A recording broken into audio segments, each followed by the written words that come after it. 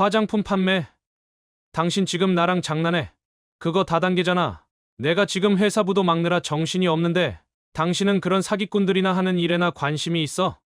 여보, 나 정말 숨 막혀. 당신 어머니가 경제적으로 도와주신 건 정말 고맙지만 나를 이 집의 주부가 아니라 하녀 취급하시는 것 같아. 당신이 중간에서 말씀 좀 드려줘. 강민수. 그는 불혹을 바라보는 나이에 작은 부품 제조 회사를 중견기업 수준으로 키워낸 자수성가형 사업가였습니다. 하지만 그 성공 뒤에는 언제나 불안과 고독이 그림자처럼 따라다녔습니다. 특히 10년 전 그의 사업이 가장 큰 위기를 맞았을 때 그 불안은 가정에 깊은 균열을 만들었습니다. 그해 회사는 3억 원이 넘는 외상값을 떼었고 민수는 사채까지 끌었으며 하루하루 어음을 막아내는 지옥 같은 시간을 보내고 있었습니다. 그는 집에 돌아와도 아내 유경의 얼굴을 제대로 보지 못했습니다. 그의 머릿속은 온통 돈과 숫자, 그리고 회사를 지켜야 한다는 강박으로 가득 차 있었습니다. 어느 날 저녁, 온몸이 지친 민수가 거실 소파에 몸을 던졌을 때 아내 유경이 조심스럽게 다가왔습니다. 여보, 나 할 말이 좀 있는데. 무슨 말? 나 피곤해. 나도 뭔가 내 일을 찾고 싶어. 준서도 이제 고등학생 되는데 나도 집에서만 있는 게 좀 답답해. 동네 언니들이랑 같이 화장품 판매를 해볼까 해. 꽤 잘 되는 것 같더라. 민수는 그 자리에서 벌떡 일어났습니다. 화장품 판매. 당신 지금 나랑 장난해. 그거 다단계잖아. 내가 지금 회사부도 막느라 정신이 없는데 당신은 그런 사기꾼들이나 하는 일에나 관심이 있어? 다단계가 아니라 괜찮은 브랜드라고 했어. 그리고 나도 사람이야, 민수 씨. 나도 주부 말고 나도 능력을 인정받고 싶어. 내가 번 돈으로 당신한테 짐이 아닌 도움이 되고 싶었을 뿐이야. 도움? 당신이 지금 나한테 해줄 수 있는 도움은 쓸데없는 짓으로 사고치지 말고 집에서 아이 교육이나 잘 시키는 거야. 당신 때문에 내 머리가 더 복잡해지는 건 원치 않아. 이 집안 살림이나 똑바로 해. 창피하게 사장 부인이 다단계 화장품이나 팔고 다니게. 민수의 말은 비수가 되어 유경의 심장을 찔렀습니다. 유경은 입술을 깨물었고 눈에는 눈물이 고였습니다. 나는 당신이 보기에 그런 존재밖에 안 돼? 됐어. 더 이상 대화하고 싶지 않아. 민수는 그대로 방으로 들어가 문을 닫아버렸습니다. 그날 이후 두 사람 사이에는 차가운 침묵만이 감돌았습니다. 유경은 남편이 자신을 존재 가치가 없는 사람으로 치부한다는 상처에서 벗어나지 못했고 민수는 회사를 살려야 한다는 집착에 빠져 아내의 고통을 완전히 외면했습니다. 민수는 결국 마지막 수단으로 어머니께 손을 벌렸습니다. 어머니는 아들의 상황을 눈치채고 단 한마디 말도 없이 당신이 평생 살았던 작은 아파트를 처분하셨습니다. 민수야, 내 급한 불 끄는 게 우선이다. 나는 괜찮으니 내 회사부터 살려라. 어머니의 희생 덕분에 회사는 기적적으로 위기를 넘겼습니다. 하지만 그 대가로 어머니는 아들 부부의 아파트로 들어와 함께 살게 되었습니다. 어머니와의 동거는 유경에게 숨막히는 지옥이었습니다. 시어머니는 민수의 사업을 살린 공로를 등에 업고 집안의 모든 권한을 자신에게 가져갔습니다. 유경은 시어머니의 은혜에 대한 죄책감 때문에 감히 불만을 표출할 수 없었습니다. 유경아, 냉장고 정리를 이렇게 해놓으면 되겠니? 야채는 신문지에 싸서 보관해야지. 며느리 살림 솜씨가 영 민수가 밖에서 돈 버느라 힘들 텐데 안에서는 제대로 해줘야지. 저녁 식사? 이건 간이 너무 싱겁구나. 민수는 밖에서 힘든 일 하니 제대로 된 밥을 먹어야지. 내일부터는 내가 하마. 그리고 청소도 말이다. 젊은 사람이 왜 이렇게 구석구석을 안 닦니? 거실 모서리에 먼지가 그대로 쌓여 있네. 유경은 억울함에 눈물을 삼켜야 했습니다. 자신이 해온 모든 살림이 무시당하는 기분이었습니다. 그녀는 남편 민수에게 애원했습니다. 여보, 나 정말 숨 막혀. 당신 어머니가 경제적으로 도와주신 건 정말 고맙지만 나를 이 집의 주부가 아니라 한역 취급하시는 것 같아. 당신이 중간에서 말씀 좀 드려줘. 민수는 회사를 살려주신 어머니에게 미안함과 고마움이 뒤섞여 있었습니다. 그는 유경의 고통을 알면서도 회피했습니다. 유경아, 제발 좀 참아. 어머니가 우리 때문에 집까지 파시고 오셨잖아. 지금 당신 힘든 것보다 어머니의 마음이 얼마나 불편하실지 생각해봐. 어머니 말씀대로 그냥 해드려. 당신은 지금 내 어머니한테 아무 말도 할 자격 없어. 민수의 무관심과 외면은 유경에게 최악의 폭력이었습니다. 유경은 남편에게서 그 어떤 보호도 받지 못했습니다. 민수는 어머니의 마음을 편하게 해드려야 한다는 의무감에 사로잡혀 아내의 심장을 난도질했습니다. 부부 사이의 대화는 완전히 끊겼고 팽팽한 긴장감만 집안을 채웠습니다. 결국 유경은 더 이상 버티지 못했습니다. 이혼해요. 당신은 어머니의 아들로만 살아가. 나는 나대로 살겠어. 이 집에는 나를 위한 자리가 없어. 유경아, 이혼만은 안 돼. 제발 내가 어머니께 말할게. 하지만 당신도 어머니 일에 너무 예민하게 굴지 마. 당신은 아직도 내 잘못이라고 생각해? 당신은 단 한 번도 내 편이 되어준 적이 없어. 당신과 나는 신뢰가 완전히 깨졌어. 더 이상은 무의미해. 준서는 내가 키울게. 민수는 그녀를 붙잡을 힘도 용기도 없었습니다. 그가 그녀에게 얼마나 큰 상처를 줬는지 깨달았을 때는 이미 늦었습니다. 7년 전 두 사람은 그렇게 남남이 되었습니다. 민수는 이혼 후 오직 회사의 성장에만 몰두했습니다. 그는 스스로를 일중독으로 몰아넣었습니다. 7년 동안 회사의 매출은 10배 이상 뛰었고 직원도 100명 가까이 늘었습니다. 그는 성공했습니다. 하지만 새벽까지 불이 꺼지지 않는 그의 사무실에서 그는 늘 공허함을 느꼈습니다. 유경은 이혼 후 오직 아들 준서만을 바라보며 살았습니다. 생활비를 벌기 위해 청소, 식당일, 그리고 간병인 일까지 닥치는 대로 했습니다. 그녀의 손은 굳은 살로 뒤덮였고 등에 짊어진 삶의 무게는 그녀를 나이보다 훨씬 늙어 보이게 만들었습니다. 그녀는 남편에게 기댈 수 없었기에 스스로 강해져야 했습니다. 세월이 흘러 민수의 어머니에게 노안과 함께 뇌졸중이 찾아왔습니다. 어머니는 긴급 수술을 받았지만 하반신 마비로 몸을 거의 쓸 수 없게 되셨습니다. 민수는 자신의 불효를 자책하며 최고 수준의 간병인을 수소문했습니다. 어머니가 입원하신 병실. 민수는 불안한 마음으로 간병인을 기다리고 있었습니다.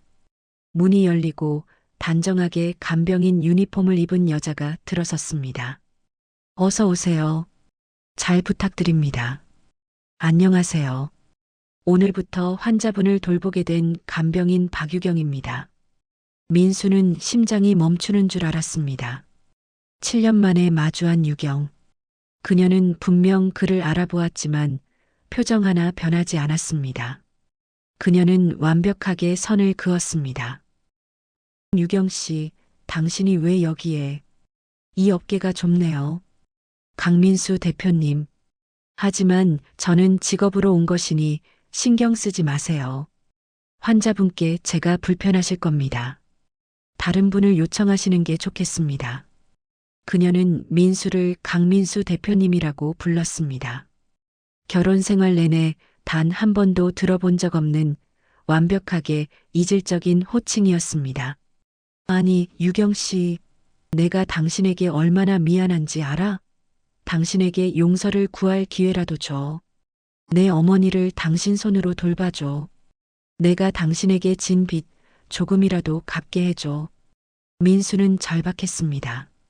유경은 싸늘하게 웃었습니다. 저는 시어머니가 아니라 제게 맡겨진 환자 한 분을 돌볼 뿐입니다. 당신에게 진 빚은 없으니 걱정 마세요. 그리고 저희는 더 이상 아무 관계도 아닙니다. 사적인 대화는 하지 않았으면 좋겠습니다. 유경은 단호하게 말한 뒤 민수의 어머니가 누워있는 침대 옆으로 향했습니다. 민수는 문 앞에서 꼼짝도 할 수 없었습니다. 그의 앞에 선 그녀는 7년 전 자신이 무시하고 버렸던 그 유약한 아내가 아니었습니다. 그녀는 강철 같은 의지를 가진 직업인이었습니다. 유경은 정말 시어머니가 아닌 환자에게 헌신했습니다. 시간마다 체위를 변경하고 마비된 몸을 불편함 없이 닦았습니다. 의사소통이 힘든 환자를 상대로 하루 종일 말을 걸어주었고 미동도 없는 어머니에게 오늘 날씨가 참 좋아요. 어머님이라며 웃어주었습니다. 민수는 매일 병원을 찾았습니다. 유경은 여전히 그를 무시했지만 민수는 어머니를 통해 유경에게 다가가기로 했습니다. 그는 병실 한 구석에 있는 간이 침대에 앉아 유경이 하는 일을 물끄러미 지켜보았습니다. 유경 씨, 혹시 제가 도울 일은 없나요? 강민수 대표님은 대표님 일하셔야죠. 여기는 제가 알아서 합니다. 아닙니다. 나도 어머니 아들인데 뭐라도 해야지. 민수는 어머니의 옷가지를 세탁하려 했지만 세제 양 조절도 못해 거품을 한가득 만들었고 죽을 끓이려 했지만 냄비를 태웠습니다. 유경은 한숨을 쉬며 그가 저지른 실수를 수습했습니다. 강민수 대표님, 제가 시키는 일만 하세요. 환자분 손톱 깎는 것부터 시작하세요. 아주 조심해서요. 민수는 태어나서 처음으로 누군가의 손톱을 깎아주었습니다. 마비된 어머니의 손톱을 조심스럽게 다듬으며 그는 어머니의 주름진 손을 통해 자신이 놓친 세월의 무게를 절감했습니다. 어머니가 쓰러지시고 한 달 후 아들 준서의 군 입대가 코앞으로 다가왔습니다. 유경은 아들의 입대 준비로 바빴고 민수는 어머니 병실에 드나들면서 아들의 소식을 들었습니다. 민수는 아들 준서를 만나러 갔습니다. 준서야, 아빠다. 입대 준비는 다 됐니?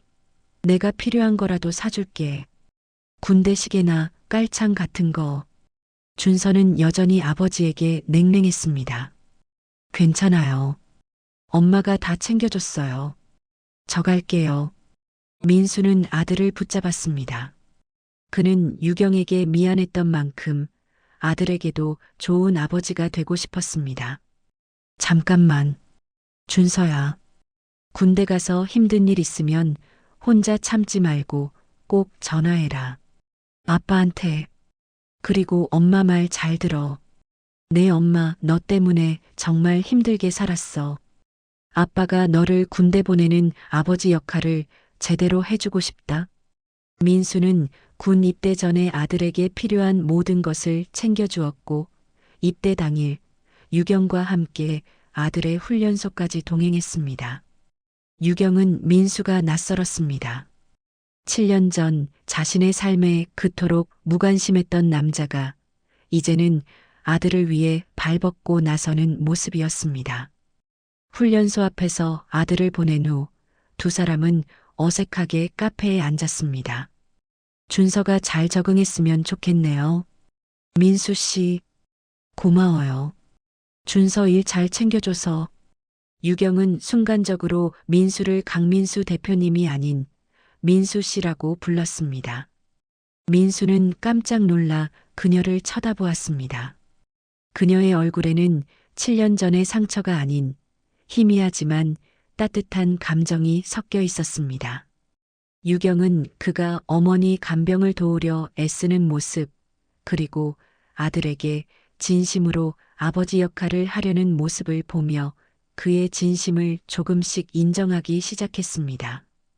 오랜만에 그녀의 마음이 얼음장처럼 녹는 기분이었습니다.